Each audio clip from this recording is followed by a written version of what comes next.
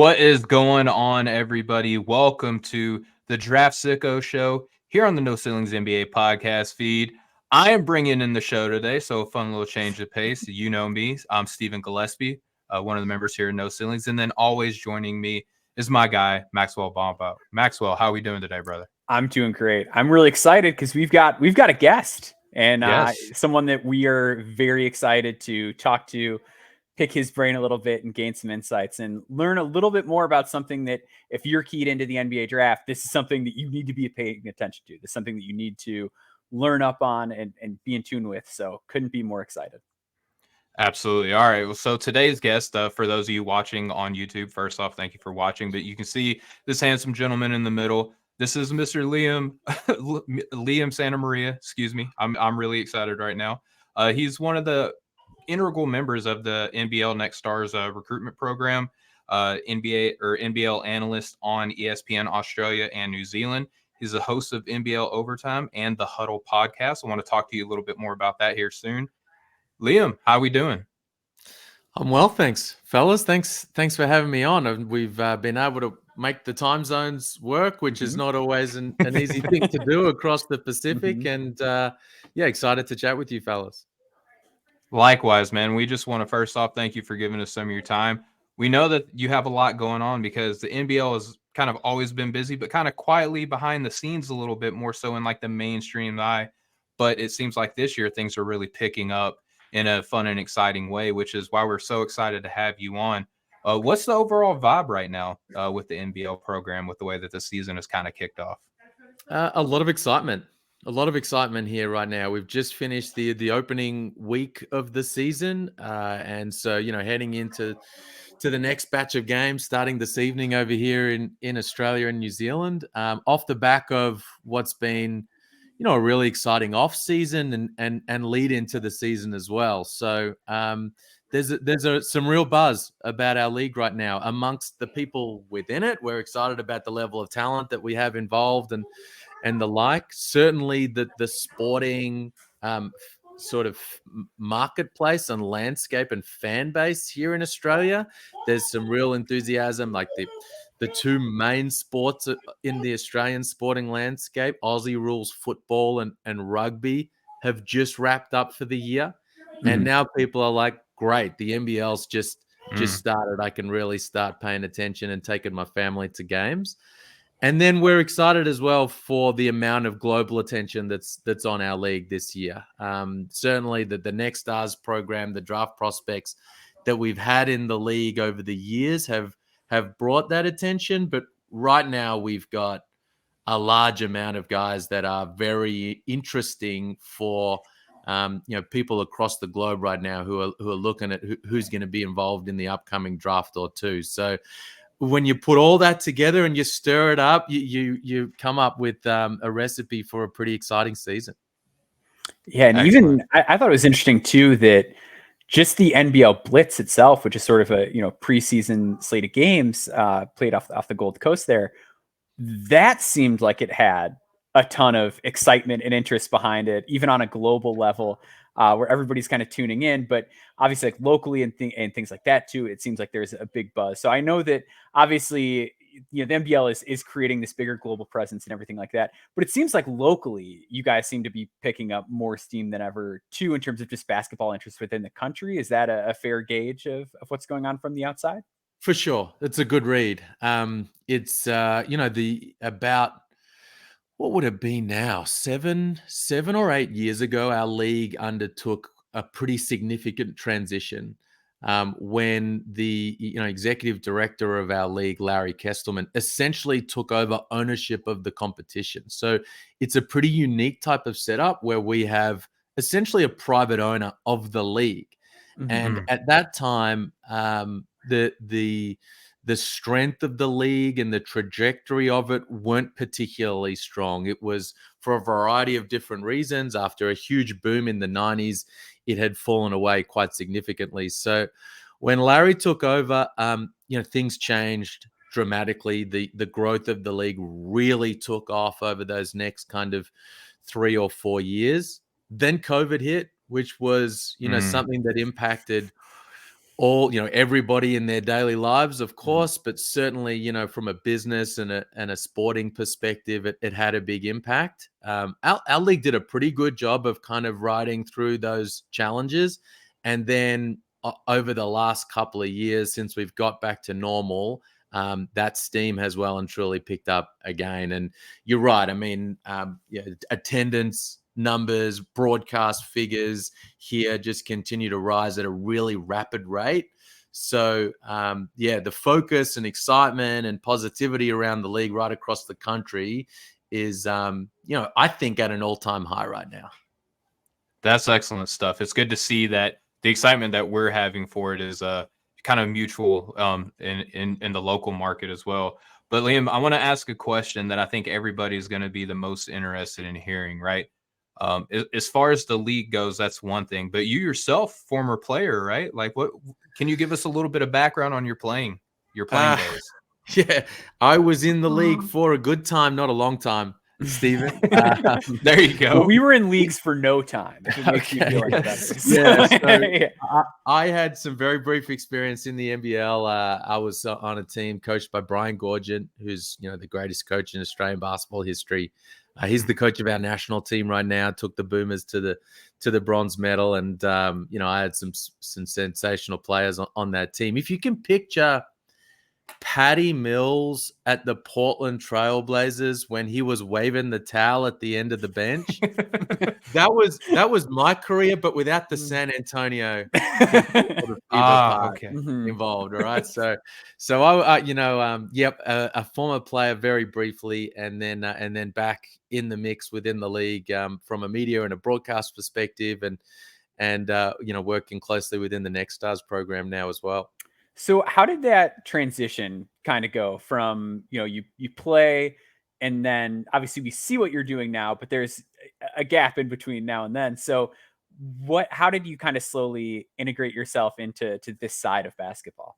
Yeah, well, so I actually stepped away from the game for a little while I was after I finished playing. I had some injuries and the like, wasn't able to crack back into the league, so stepped away, moved into a different phase of my life, getting married and having kids, and I was actually teaching for a hot little period of time, and then I transitioned back through setting up a website and a podcast, not too dissimilar to what you guys do with No Ceilings, and then picked up kind of steam from there in the media space. Writing a lot, podcasting. Then all of a sudden, I was calling the games on the radio, calling the games here at preseason, dating back to the NBL Blitz some time ago before you guys were paying attention, and then onto the broadcast team from there. So, I've been part of our broadcast team as one of the analysts for this is, I think, my 6th season.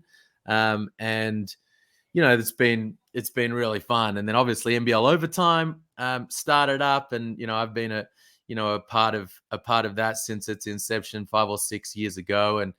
And then midway through last year, Jeremy Lowliger, the commissioner of the NBL, who has been running the Next Stars program since its inception, reached out and was keen for me to start working hand in hand with him in the recruitment process of those young draft prospects and bringing them into the league. Well, I mean, and that recruitment process has obviously gotten to a real boom lately. But if we can kind of time travel back a little bit, in around 2016, Terrence Ferguson is probably one of the more, I would say, momentum changers for the NBL, at least in how we view the NBL today, right? Big time recruit, just so happens to sign with the NBL. Now, this predates, things like NIL and overtime and Ignite and all these other things and machinations that we have in the recruitment process now. Could you give us a little bit of background about what that recruitment process was like, and how foundational that was for your league today?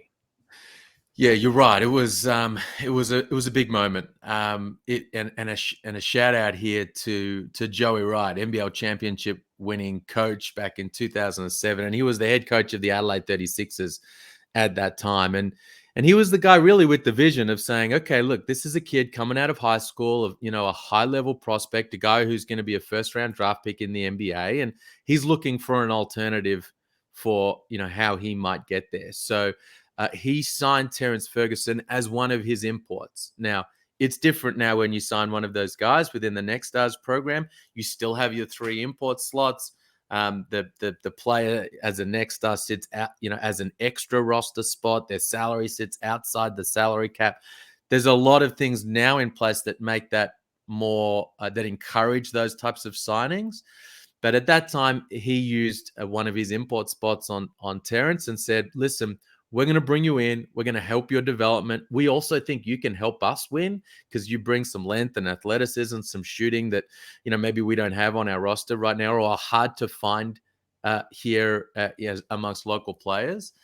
And also there was a big part of him, I'm sure, and I honestly haven't had, too many in-depth conversations with Joey about this, but he saw an opportunity to increase the global eyeballs on his team and the league through the signing of Terence Ferguson. So they're rolling into preseason. The Blitz that year was held in Brisbane, and it was stacked with NBA executives and scouts.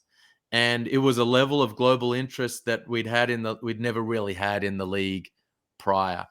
So, Terence did pretty well. It was, he had the kind of journey that young guys often have in a tough, strong, physical league like this. But he ended up playing a key role on the team that finished regular season champs and was a first-round draft pick to the OKC Thunder.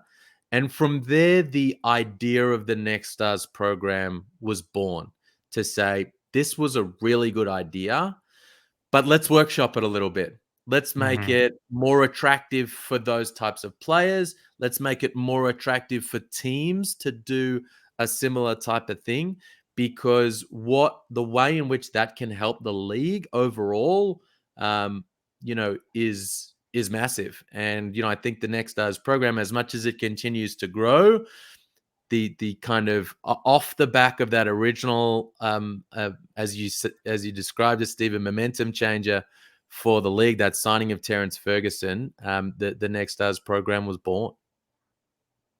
Excellent, and it led to other players too, right? I think Mr. LaMelo Ball probably would be kind of like the next big recruit that I would say came in too. So I mean, this kind of connecting of the dots of players from where it kind of started to where it is now has been kind of fun to see. And I think that the way that you guys have kind of started the Next Stars program before, I guess it would have been called the Next Stars program. I think it was a big player in what we see in a lot of machinations that we see now, again, with the NIL and some of these other leagues, seeing that players are looking for more different pathways other than just going to college for maybe a year or two. Yeah, I think that's fair to say. I mean, I think probably the NIL change within the landscape we're probably headed there one way or another. I think for a long time there's been angst about, college athletes, not being able to make money off their name, image, and likeness. And I think just, I don't think necessarily what we did in terms of disrupting the industry in that space made a huge difference there specifically. But I think you're probably right. Certainly when you look at, G League Ignite, overtime, the establishment of Overtime Elite. And then if you look globally now, more and more, there's some teams across in Europe, Mega in Serbia and, Ulm in Germany that are starting to take a little bit more of a focus on young players and draft prospects. But I certainly think that Jeremy Lowliger, Larry Kestelman and the folks at the NBL took that big first step in that period after Terence Ferguson, in establishing this program, putting the rules around what it would look like.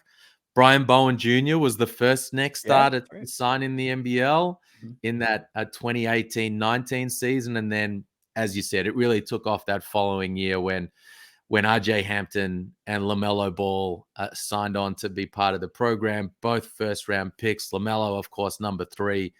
And everyone started paying, a large amount of attention to what was happening here. And then Josh Giddey was involved the following year. So tapping into those young, exciting Australian prospects as well, and the number 6 pick in the draft. So 2 years in a row there, bang, bang. It was guys that for whom the pathway really benefited. And, we've tried to make steps to continue to grow the program since then.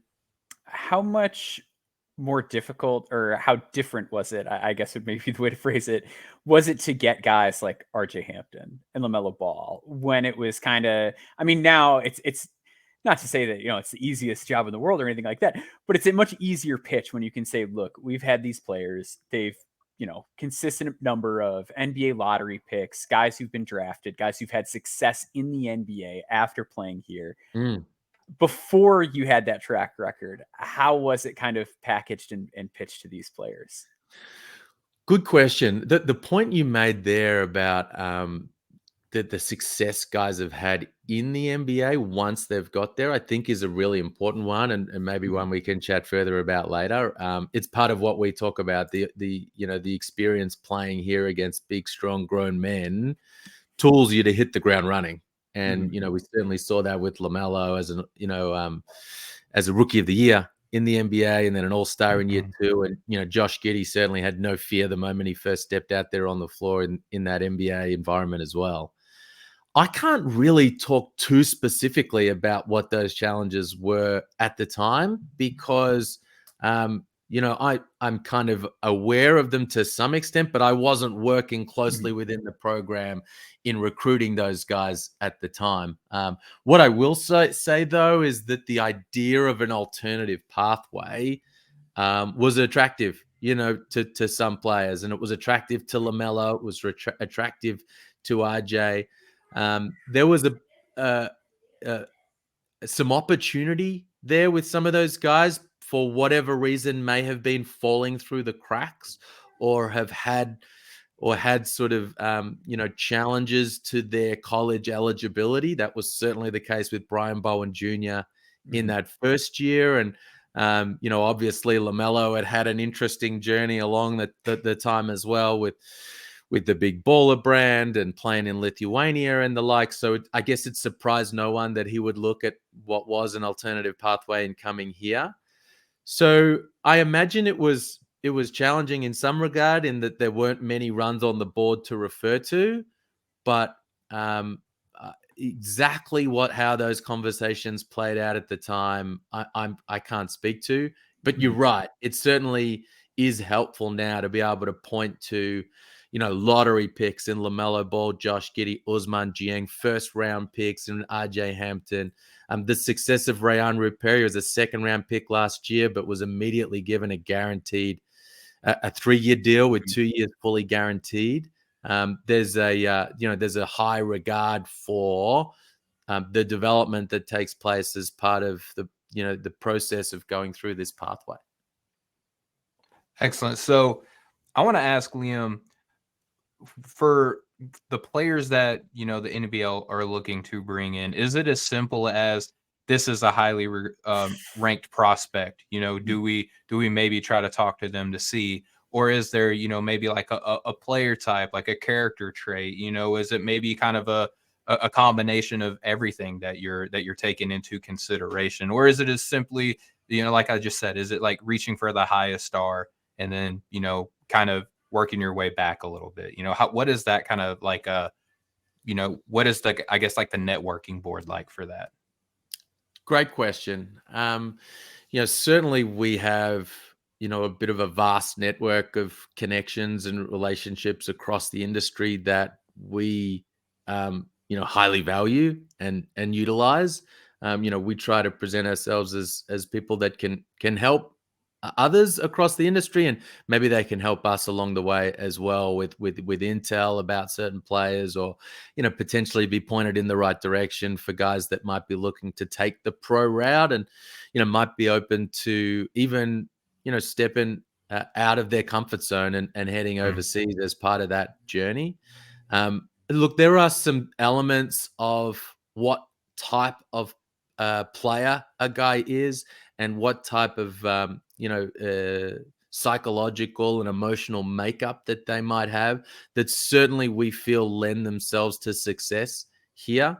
And when you combine that with what type of experience or coaching have they had along the way, and what is their support network like, and how will they be supported if they do indeed look to come across to the NBL. And I think we're continuing to learn more and more about all of those different categories and what works best and what maybe sometimes doesn't work quite as well. Certainly, we're looking for guys on in a more general sense who are high level prospects. Certainly, we're looking for guys to come into the Next Stars program who are draft prospects and ideally first round, have the potential to be drafted in the first round. Now, not everyone's going to be a LaMelo Ball, a Josh Giddey, heck, an Alexander Sarr, who's going to be a top 10 pick. Not everybody can be that, but if we can provide an opportunity for a player who has the potential to be a first round pick or a draft pick, and give them an opportunity to not only develop their game and have a fantastic life experience, but to maximize that stock along the way. That's really what we're trying to achieve. So when you guys are kind of going through this recruitment process, one thing I've always kind of wondered is how much freedom and fluidity, I guess I would ask, do you get to operate with? So things can change really quickly in the world of basketball. So like obviously a guy like Alexander Sarr, right? Like he's playing an overtime elite, could stay there for another year, might make more sense to go play in a different professional league. That's obviously a guy that, you see very good in overtime elite, kind of a clear target. Whereas with players like a Bobby Clintman, where it seemed like he was going to enter the draft, decided against it, or even somebody like Trenton Flowers, who kind of last minute addition to the program, how does that kind of work? Like how much freedom and fluidity do you have to be able to say, hey, look, this sprung up and we've got to do this. Like we've got to get this type of talent in our program. And how does that kind of work when you see those opportunities just spring up that you kind of have to take for the league? Yeah, another good question. So it's a combination, I think. That this group that we have in place right now is really my first cycle of this recruitment process in the Next Stars. So I guess most of my examples will be drawn by what I've experienced over the past 12 to 14 months in that space. And I've found generally it's a combination of long, drawn out, extensive recruitment processes, which we engaged with Alexander Sarr, with AJ Johnson. We were in conversation with AJ and his camp prior to his commitment with Texas, and then re-engaged in those conversations when his recruitment opened back up after Chris Beard departed that program. So Alex Tui, Rocco Zakarski, these are guys that we've been involved with in conversation about what it might look like to take the Next Stars pathway for an extended period of time. And then there's other situations that you need to be a little bit more opportunistic and be willing to move swiftly and be ready and have everything in place to be able to do that. Certainly guys that like Bobby, who and it's a space that I think that we can potentially operate in more and more moving forward, is guys that have maybe played a little bit of college basketball, have are looking to test their the draft waters. A lot of times you have guys in that space who want to be first round picks, and then they find out maybe I will be, maybe I won't. Maybe I'm best to come back next year and after another year of development, and I will land in that space that I want to be. And then in that situation, we can step in and say, all right, well, do you want to go back to school, or do you want to change it up in some kind of way and challenge yourself differently? And that period of time there in the draft process, as you guys know, moves very quickly. Short, yeah. Yeah. And it's interesting. I know of two different players, one who stayed in the draft and one who ended up going back to college, that were literally down to the final 10 minutes at the deadline. Like they were waiting to the very last second just to see, like, okay, how many guys at my position are going back to school? How many are staying in? What do I want to do? Yeah. And when you're kind of forced into that narrow time window, and that decision deadline for college players, I believe, is like a week after the combine. So you go through this combine process. It's very quick. You've got a week to make up your mind. And then there's so much chaos the day of guys saying I'm staying in, guys saying I'm going back, that I think we're talking about young men here. We're talking about guys, often 18 to 23 years old. having to make a really, really difficult life decision in a short time span. And then the way that affects their NCAA eligibility, they may, stay in the draft and they decide, I kind of, maybe I'm not ready for the NBA. And I think that it's great for the NBL to kind of exist for that reason too. That if someone does stay in and say, you know what, maybe I want to do something else, but I don't want to quite do the NBA just yet. And, the college thing might be off the table at that point. I think it's a really great option for players to have. Yeah, and as you guys would imagine, like Bobby decided to A, withdraw from the draft, B, not return to Wake Forest, and then C, come here. As you would imagine, he wasn't the only guy in that space that we were in conversation with at the time. Sure. Now, some of those guys decided to stay in. Some of them decided to go back to school. Bobby decided to come here. I think Bobby's in a fantastic situation in Cairns and with Coach Adam Ford, and to not only continue to develop his game, but to kind of start spreading his wings a little bit and to showcase on a more regular, consistent basis some of the flashes he's shown, NBA scouts, executives, and draft analysts like yourselves. And, it's going to be a really interesting test case, because I think a lot of guys that are in school right now and are thinking, all right, well, what is this next 12 months going to look like? Am I going to be drafted? Am I going to be back here? Am I going to do something different? Might be looking to say, well, how does this work out for Bobby Klintman over there in the NBL as a next star, and talking to their agent? Is that something that we can potentially put as an option, as a bit of a, something to keep track of and a wait and see? So, yeah, I think that's a space that we can operate in a little bit more. And, certainly, there needs to be a willingness and an ability to move swiftly with other types of situations. You refer to Trenton Flowers. Alex Tui was a decommit from Gonzaga as well. That situation moved pretty swiftly when he was making that final decision. So, and then you throw into all of that, guys, what I think often maybe flies a little under the radar in this process is it's not just us talking with the players and their families and their agents and their camp.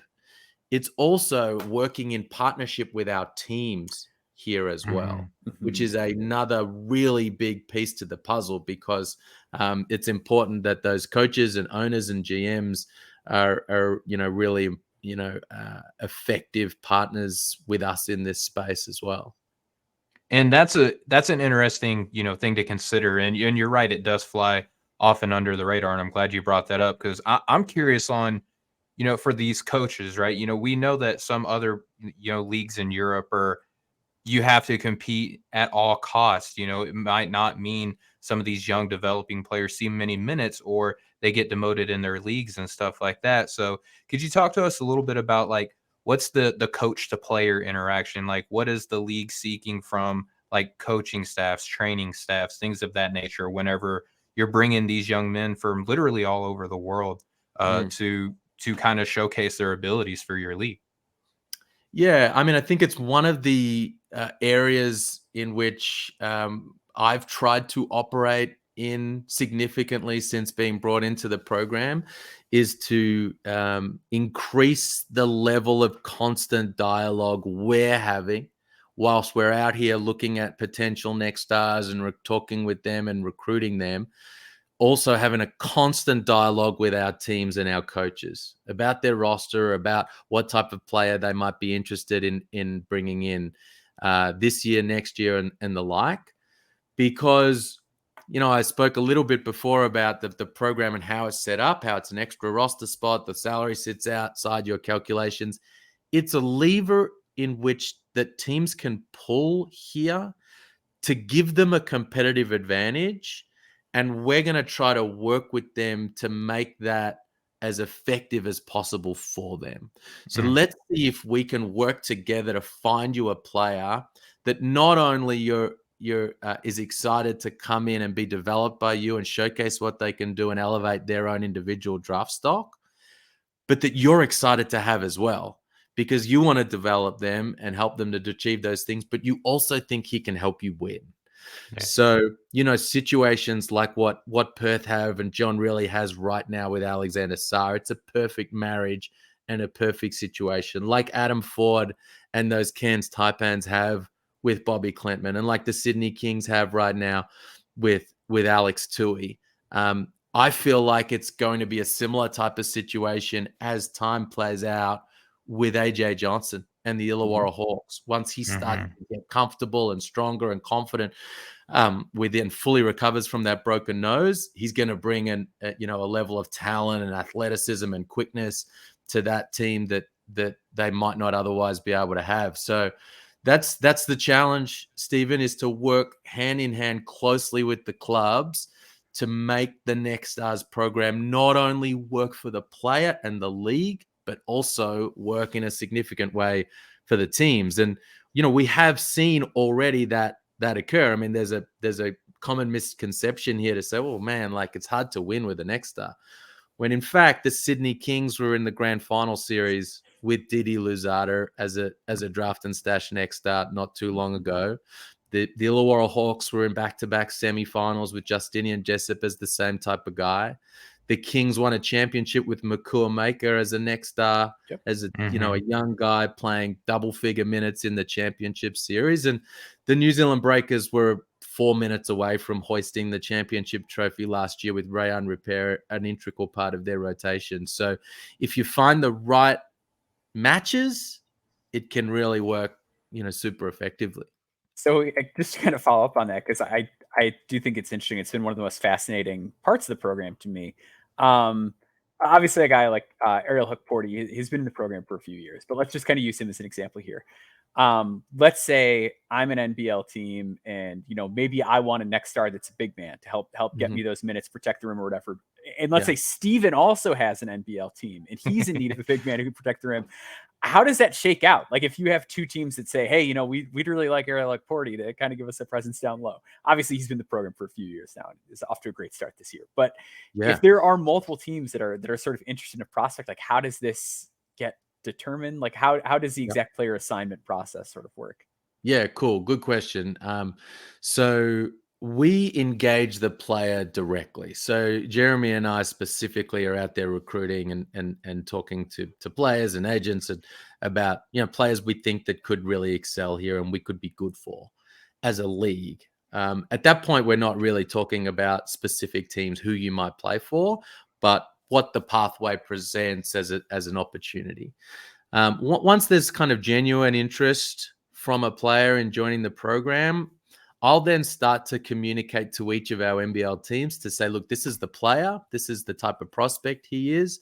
Here are his strengths and weaknesses and the like. Let me know if you would be interested in engaging with this guy, in potentially bringing him into your program, working with him, developing him, if you think he can help you win. So then we start to get sort of expressions of interest from the various teams to say, yeah, Liam would be in on him. We've dove deep into the tape and we've tapped into some background intel, and this is a guy we'd be looking to, we'd be interested in. So this is now we're at that point that you were describing where the two of you guys who own NBL teams are both interested in the next Ariel Hook-Porty or Alexander Sada come into the mix. So from there, we communicate that interest back to the player and their camp, and we provide some kind of information and a bit of a briefing about what those teams look like. So as a side note here, it'd be interesting for you guys to know the commercial terms of a Next Stars deal are worked out with the league, not as a result, not with the clubs, so that we engage the player commercially and contractually directly. So then the decision about which team he's going to play for is a pure basketball decision. Yep. It's about the coach, the roster, the style of play, their history of player development, the city. Some guys want to live in certain different types of cities or climates or the like, and those types of things. So once we get those expressions of interest, we communicate what all those types of things look for. Here is the coach. Here is the roster, the guys they've got signed for next season and the like. Who would you like to meet with first? And so the player says, well, let's meet with Steven and his group first, and we'll go from there. So then we set up those meetings, and essentially it's an opportunity to meet and greet for sure, but also a chance for the teams to put their best foot forward, essentially pitch to the player as to, hey, if you're going to come to the Next Stars, this is why you should come to us. And we will be largely driven by the player and their camp through that process. So after they take that first meeting with Stephen, do you want to expand that now? Do you want to meet with other teams? In some cases, they might meet with 3 or 4 or 5 of the interested teams.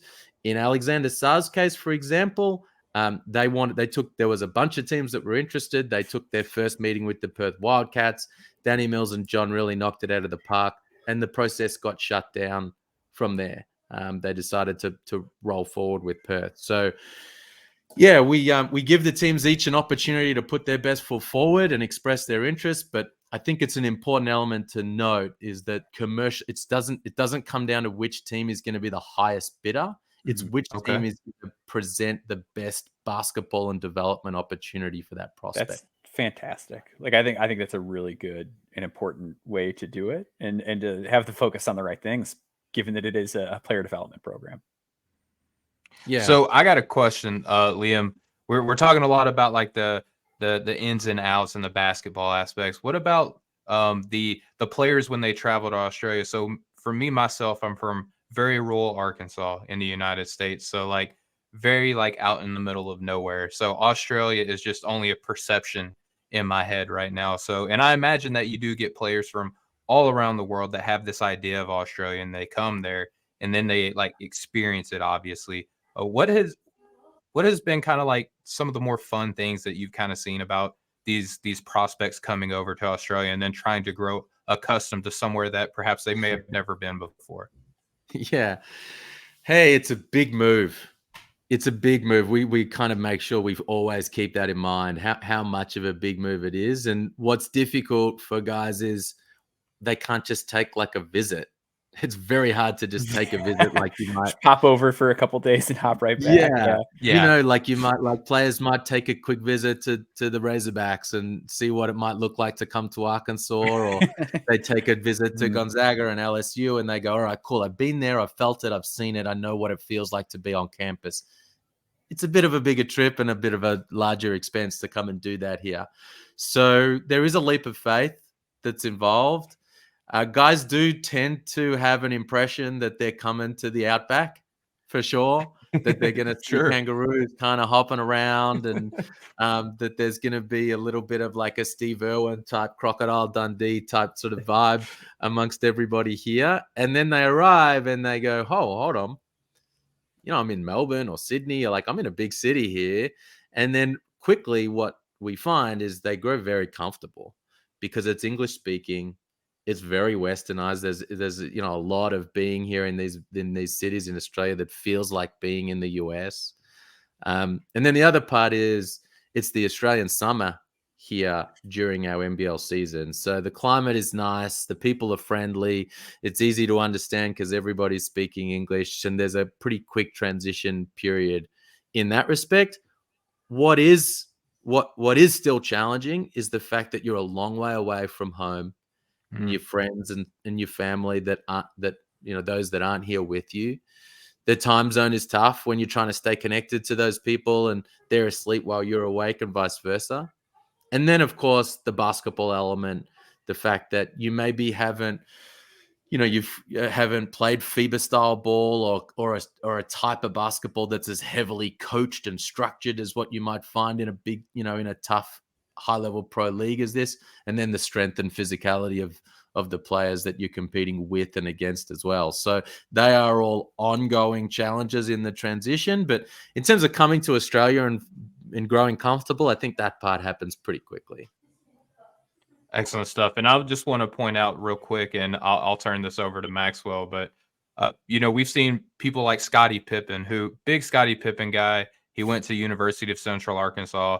I was on the enrollment list, but I rarely ever attend. That's why I joined the Navy. But Scottie Pippen, big hero of mine.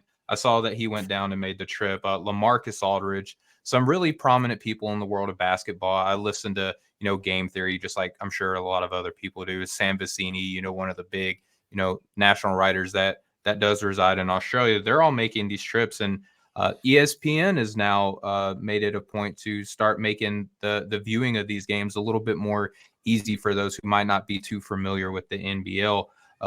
What has that experience been like? Do you feel like that's been beneficial for the players, for the league at whole, everyone at large? And are you kind of like taking this in stride? Is it business as usual? Or are you taking time to enjoy all this this grand exposure as well? Just got to keep pushing forward, I think, is our approach here. Certainly, there's been some great kind of moments and markers of success within the league, and certainly the Next Stars program along the way, and then it's just about onwards and upwards from there. It was great having Scotty and LaMarcus here over this last week or so. I mentioned that the two big sports here that play through the winter are just finishing up. The opening round of the NBL season was taking place at the same time as what we refer to as the grand finals of both of those leagues. So it was a really cool and and successful idea to bring Scotty in particular here during that period of time to launch the league, because the kind of cut through that a guy like that has, one of the greatest players of all time, is a guy that played with MJ, played with Luke Longley, who's an Aussie great, and won 6 championships, has amongst the general sporting fan here in Australia is huge. So he was able to kind of get around in a quick sort of period of time and say, hey, I'm here representing the NBL, and the fact that the season's launching. Your footy season's over, your rugby season's over. It's time to start going to NBL games and lock into the start of the season. So yeah, it's been cool having some of that star power around, and I think that with the growing interest in the league internationally, that's only going to grow. And you talk about the guys like Sam Vecini being here, and the presence of Jonathan Gavoni, for example, at the Blitz, and his kind of level of coverage of NBL prospects. What we're really excited about this year is that there's going to be a very strong presence from NBA teams from a scouting perspective all season long. Like every day or a couple of days, I'm hearing from people that are saying, hey, Liam, just so you know, this NBA team has me coming down, and I'm going to be spending the entire season down there. I'm going to spend a month in Melbourne, a month in Sydney, a month in Perth. I'm going to be getting around. So just so you know, I'll be landing in a day or two. That's been happening consistently over a period of time now. So some NBA teams are going to send people out at various times, but a lot of them are actually sending someone down here to be on the ground for the duration of the season. That's so exciting. That's very impressive. League. Yeah, man. I anything else that you got, Steven? I feel like no, a lot of ground here. So yeah, absolutely. Well, Liam, first off, just want to again thank you so much for your time. We know that you as we can see on the outside, I know that it's only more but busier on the inside, but time is precious. So I do appreciate you carving out a little bit of time to be here with the No Ceilings family. Before we let you go, just want to give you an opportunity to kind of, maybe express some things that, NBL might be excited about that's upcoming, maybe personal projects that you have going on with some of your other platforms, things of that nature. Floor is yours. Yeah, thanks, man. No, appreciate you guys having me on, listening and reading to all the No Ceilings content. So, appreciate your coverage of the prospects that we have doing their thing down here right now. And yeah, if you can, try to watch on over the course of the season. Now, I know the time zone is tricky, but every game broadcast live into the States on ESPN3. It's a huge step forward for our league in terms of, the ability, if you want to watch NBL games in the States, you can, and you can watch every single one of them if you can get your sleeping patterns sorted out. And then the other thing is, if you're interested in kind of really following the league a little deeply, NBL Overtime every week is something that you can tap into. So you can find that on the NBL YouTube channel. My understanding moving forward is that there's going to be some more of that sort of shoulder content available via NBA TV as well over a period of time, which is going to be really cool. So keep your eyes peeled for that type of thing. But yeah, if you're interested in the prospects and the league as a whole, watch on over the course of the season, and I'm pretty confident that you'll enjoy the ride. And I just got to say too, as a viewer, the NBL has been one of my favorite leagues to watch over the past 2 seasons. And obviously it's, part of that's quality of play, the excitement, the play style, the physicality, and everything like that. But I also just think from a pure, just baseline production watchability standpoint, it's a very easy, breezy watch. It's something that, my wife isn't sitting down doing film sessions with me, but if I've got an NBL game on the TV, she'll sit down and watch because it's, high quality video, great commentary, the in arena presence and excitement shines through. You get the smoke cannons on a 3 every now and then. It's a very fun watch that even if you're somebody who's more a casual follower of the draft and maybe just kind of consume it through podcasts and YouTube and things like that, I'm telling you, watch one of these games. You're going to have a good time. That's cool. Yeah. Oh, well, I think that'll be music to Larry Kestelman's ears, the owner of the league, because man, like when he took it over, there were 2 things that he was really keen to make sure was done, and that is to elevate and maximize the in-arena experience. Mm-hmm. So, all the kind of things that go on during timeouts and halftime and pregame, and like you say, the smoke cannons and the like, to maximize kind of the fun that families can have at the game, but also to increase and enhance the broadcast experience as well, to try to take the fun that you would have being at an NBL game into the experience of watching it from your lounge room or while you're cutting up tape with your wife in tow as well. Yeah. Glad to hear that you're enjoying. Mm-hmm. I could only imagine what it's like in person. It looks like it's an absolute blast. Yeah, we got to get down there. And where can people find you on social media as well if they want to kind of follow you and see what you're doing on the day to day?